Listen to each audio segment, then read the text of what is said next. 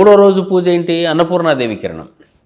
అన్నపూర్ణాదేవి అంటే ఏంటి అంటే ఆకాశం నుంచి వచ్చేటటువంటి సూర్యకిరణము పత్రాల మీద పడుతుంది, భూమి మీద ఉండే పత్రాల మీద పడుతుంది. మనం తినే ఆహారం అంతా కూడా 99% మనకు ఆకుల నుంచి వచ్చేది.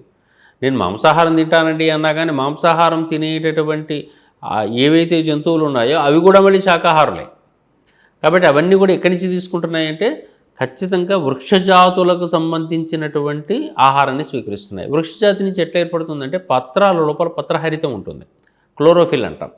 ఈ క్లోరోఫిల్ అనేటటువంటి పత్రహరితం మీద సూర్యుని కాంతి పడ్డప్పుడు కిరణజన్య సంయోగ క్రియ జరుగుతుంది, ఫోటోసింథసిస్ అంటాం. ఏ కిరణజన్య సంయోగ క్రియ జరగడం వల్ల పిండి పదార్థం ఏర్పడుతుంది. ఆ పిండి పదార్థాలను దాచుకుంటుంది. ఆ దాచుకున్న దాన్ని మనం దోచుకుంటున్నాం. వరి అన్నప్పుడు ధాన్యం మనం కోసుకొచ్చుకుంటున్నాం, అది తయారు చేసుకున్నది. అది పండు మన కాయ పండు అది దాచుకుంది, అది మనం తెచ్చుకుంటున్నాం. అంటే అర్థం ఏమిటి? ఇప్పుడు ఆటోమేటిక్గా వృక్షాదుల జాతుల నుంచే మనం ఆహారం అంతా మనం ఎక్కడి నుంచి తింటున్నామంటే సూర్యుని కిరణం యొక్క ప్రభావం చేత ఈ పత్రహరితం మీద పడటం వల్ల వచ్చినటువంటి ఆహార సముపార్జన. మరి ఈ కిరణానికి మనం నమస్కారం చేయాలా వద్దా? ఇది కన్నా కిరణం పడలేదనుకోండి ఈ చెట్టు బయటకు వస్తుందా? మీరు వృక్షాన్ని నాటినప్పుడు ఇక్కడెక్కడో ఇంట్లో నాటి పెట్టారనుకోండి, సూర్యుని కిరణం పడకుండా ఇంట్లో అది పెరుగుతుందా? అసలు బయట భూమి ఉండాలి, భూమి లోపల నీళ్లు పడాలి, అన్నీ పెట్టినప్పటికి కూడా భగవంతుని దయ అనేది సూర్యకిరణమే.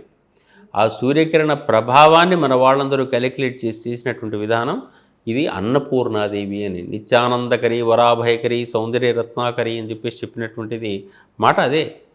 ఆమె ఎందుకు ఆనందాన్ని కలిగజేస్తుందంటే భోజనమే ఆనందం. మనకు ఆనందం కలగడానికి మూల కారణం ఎవరు? సూర్యుని శక్తి.